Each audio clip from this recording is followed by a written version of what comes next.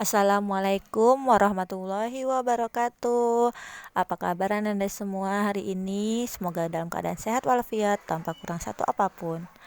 Alhamdulillah, hari ini kita belajar tema 3, muatan IPA, materi, komponen-komponen listrik dan fungsinya. Kita buka pembelajaran hari ini sama-sama membaca basmalah. Bismillahirrohmanirrohim. Coba kalian bayangkan apa yang akan terjadi jika tidak ada aliran listrik di sekitar kita. Pasti kita akan menemui banyak kendala dan keterbatasan untuk melakukan kegiatan. Hal ini disebabkan begitu pentingnya listrik bagi kehidupan kita. Ananda semua, tahukah kalian siapa yang menemukan listrik? Michael Faraday adalah tokoh penemu arus listrik sehingga dijuluki sebagai Bapak Listrik. Faraday lahir pada tanggal 22 September 1791 di Newington, Inggris. Ia anak ketiga dari 4 bersaudara. Karena berasal dari keluarga miskin, ia hanya sebentar merasakan pendidikan di sekolah.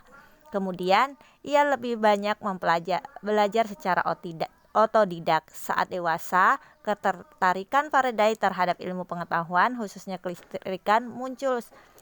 Tiada hari yang dilaluinya tanpa membaca buku. Sampai akhirnya kebiasaan membaca buku ini membuat ia berhasil membuat alat sederhana pertama yang dapat menghasilkan gelombang elektromagnetik. Gelombang elektromagnetik adalah gelombang yang dapat merambat meski tidak ada media perantara. Mari kita pelajari peralatan listrik. Dalam kehidupan sehari-hari, kita membutuhkan peralatan listrik seperti sakelar, stop kontak, sekring, steker, resistor, baterai, aki, dinamo, lampu, fitting, transformator, dan kabel, dan masih banyak lagi. Nah, apa sih fungsi dari peralatan listrik yang Ustazah sebutkan tadi? Mari kita simak sama-sama. 1.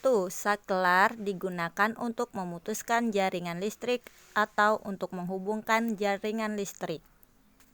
2. Stop kontak berfungsi sebagai mendistribusikan energi listrik dari instalasi rumah ke benda-benda atau peralatan elektronik. Contohnya adalah magicom, kulkas, dan lain-lain. Yang ketiga, sekring untuk memutuskan arus listrik berlebih sehingga terhindar dari konsleting listrik. Yang keempat adalah steker untuk menghubungkan alat-alat listrik dengan aliran listrik. 5. Resistor berfungsi sebagai untuk menghambat dan mengatur arus listrik di dalam sebuah rangkaian elektronika.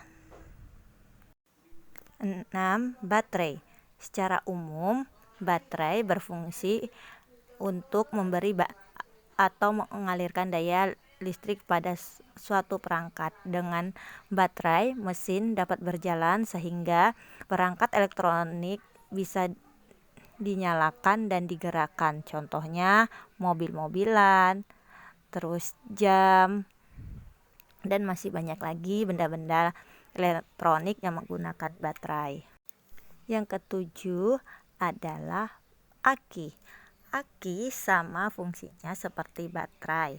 Nah, aki ini berfungsi sebagai sumber listrik untuk menjalankan kendaraan, contohnya motor, mobil, dan lain-lain. 9 adalah lampu, berfungsi sebagai alat penerangan, dan ke-10 adalah fitting, sebagai kedudukan lampu. Dan yang ke-11 transformator, berfungsi sebagai memindah dan mengubah energi listrik dari satu atau lebih rangkaian listrik yang lainnya. Ke-12 adalah kabel. Kabel ini berfungsi sebagai pengantar listrik. Nah, Ananda semua, inilah materi hari ini tentang komponen-komponen listrik dan fungsinya. Semoga Ananda semua mengerti dan paham tentang materi hari ini. Materi yang kita pelajari hari ini terdapat di buku tema 3 halaman 2 dan 5. Silakan Ananda coba baca kembali buku tersebut. Untuk tugas hari ini, silakan Ananda kerjakan di buku tema 3 halaman 6 dan halaman 7.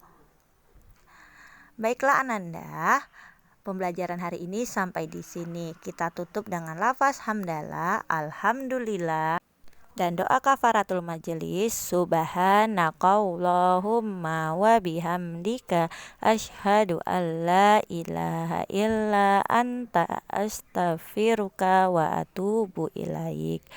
Ustazah akhiri, wassalamualaikum warahmatullahi wabarakatuh.